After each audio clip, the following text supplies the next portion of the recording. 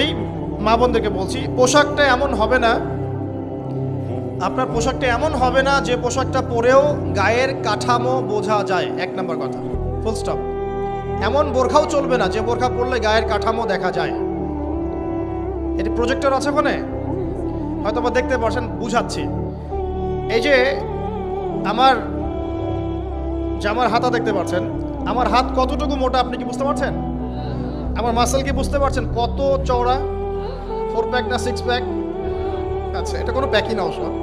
আচ্ছা, তো এখন এটা ঠিক আছে পর্দা, এটা যদি আপনার অন্য কোনো অঙ্গ প্রত্যঙ্গ হয় একই হুকুম।